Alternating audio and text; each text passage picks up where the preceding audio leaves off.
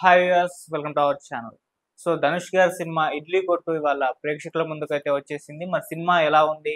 మరొక హిట్ ధనుష్ గారు సాధించారా లేదా? మరి సినిమా ఆహ్, ఆడియన్స్‌ని మెప్పించిందా లేదా? సో ఈ విషయం మీద డిస్కస్ చేయడానికి ప్రెజెంట్ మనతో పాటు సీనియర్ ఫిల్మ్ జర్నలిస్ట్ అయిన అప్పాజీ గారు ఉన్నారు. వారిని అడిగి తెలుసుకునే ప్రయత్నం చేద్దాం.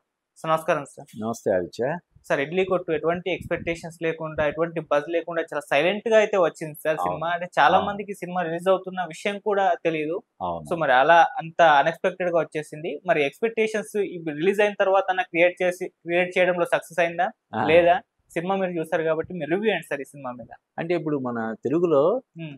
మార్కెట్ కలిగినటువంటి తమిళ హీరోల్లో ధనుష్ కూడా ఒకడు. అవును. దాదాపు 20 ఇయర్స్ నుంచి అతను చేసిన సినిమాలన్నీ ఇక్కడ డబ్బింగ్ అవ్వడం కానీ, ఇంకోటి కానీ అవుతా ఉన్నాయి. హ్మ్. అలాగే ఈ సినిమాకి పర్టిక్యులర్‌గా ఈ మధ్య కాలంలో అతను తెలుగులో 'కుబేరా'. 'సార్', 'కుబేర' స్ట్రెయిట్ సినిమాలు చేయడం వల్ల తెలుగులో కూడా అతనికి మంచి మార్కెట్ వచ్చింది. హ్మ్. అయితే ఈ సినిమాకి ఎక్కువ ప్రమోషన్స్ అవి చేయకపోవడానికి కారణం ఏంటంటే, మొన్న తమిళనాడులో ఒక పొలిటికల్ మీటింగ్ విజయ్ అవును. అటెండ్ అయినటువంటి పొలిటికల్ మీటింగ్‌లో హ్మ్. 40 మంది పైగా చనిపోవడం, అక్కడ పెద్ద రభస పెద్ద ఎత్తున చర్చ అది ఓకే. జరుగుతుంది.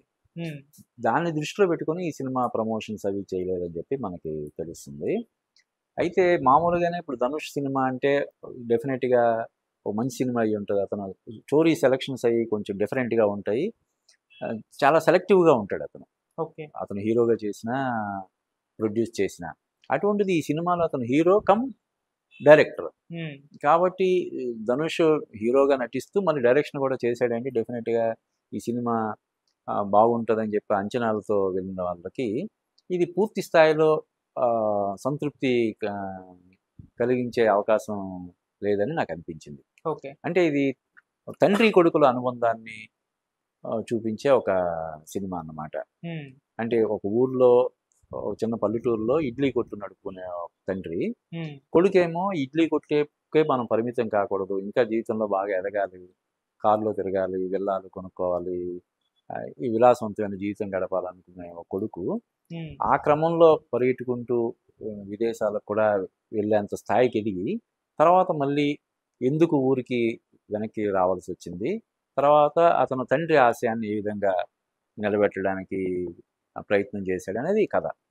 ధనుష్ పర్ఫార్మెన్స్ ఈ సినిమాకి ఒక హైలైట్‌గా మనం చెప్పొచ్చు. హ్మ్. డెఫినిట్‌గా అతను చాలా బాగా హీరోగా 100% సక్సెస్ అయ్యాడు. ఓకే. డైరెక్టర్‌గా కూడా అతను చాలా మేరకు సక్సెస్ అయ్యాడు కానీ, రైటర్‌గా తడబడ్డాడని నాకనిపించింది. ఫస్ట్ హుహు. హాఫ్ మనం చూసినప్పుడు, అరే! మళ్ళీ ఇంకొక మంచి సినిమా ధనుష్ నుంచి ఇంకొక ఎక్స్ట్రార్డినరీ సినిమా మనం చూడబోతున్నాం అని మనకనిపిస్తది. హ్మ్. కానీ సెకండ్ హాఫ్ వచ్చేసరికి ఏదైతే ఫస్ట్ హాఫే మొత్తం సినిమాగా చెప్పాల్సిన దాన్ని అతను సెకండ్ హాఫ్ కూడా ఇది చేసాడు, కొనసాగించాడు.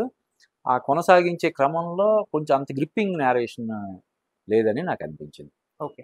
సో సినిమా బడ్జెట్ చాలా తక్కువ అన్నట్టుగా అవును. విన్నాము. మరి సో ఈ టాక్‌తో లిమిటెడ్ థియేటర్స్‌తో గట్టెక్కుతుందా? ఆ పొజిషన్ అయితే కనిపిస్తుందా సార్? కమర్షియల్‌గా 100% సేఫ్ అయిపోద్ది. ఎందుకంటే ఓకే. ఇప్పుడు ధనుష్‌కి హ్మ్. మన తెలుగులోనే గాదు, హిందీలో గూడా అతను కొన్ని సినిమాలు చేసున్నాడు. అక్కడ గూడా కొంత అతనికి మార్కెట్ ఉంది. హ్మ్. కాబట్టి కమర్షియల్‌గా సేఫ్ ఈ హ్మ్. సినిమా. ఓన్లీ ఓటీటీ ద్వారా వచ్చే అమౌంట్ తోటి అది సేఫ్ అయిపోద్ది. హ్మ్. ఎక్కడ చెప్పాను గదా! ఒక విలేజ్ బ్యాక్‌డ్రాప్‌లో జరిగే సినిమా. కొన్ని విదేశంలో తీసిన కొన్ని సీన్‌లుంటాయి. అయి కూడా పెద్ద ఎక్స్‌పెన్సివ్ ఏం కాదు. 'సత్యరాజు', 'శాలిని పాండే' హ్మ్.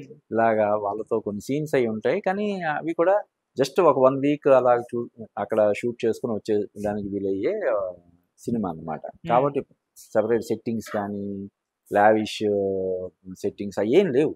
ఓకే. కాబట్టి బడ్జెట్ పరంగా 100% అది సినిమా పెట్టిన రూపాయికి రూ. 10 వచ్చే అవకాశం ఉంది. హ్మ్.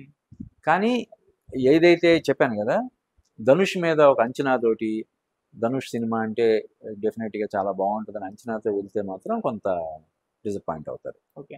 సార్ 'నిత్యమేమి' గారు చాలా రోజుల తర్వాత మళ్ళీ కనిపించారు. సో హ్మ్. ఎలా పెర్ఫార్మన్స్ మళ్ళీ 'శాలిని పాండే' హీరోయిన్ కూడా చాలా రోజుల తర్వాత స్క్రీన్ మీద కనిపించింది. అవును. ఇతర నటీనటుల పెర్ఫార్మన్స్ ఎలా అనిపించాయి? పర్ఫార్మెన్స్ నిత్యమేనన్ పర్ఫార్మెన్స్‌కి మనం పేరు పెట్టేదేముంటది? హ్మ్.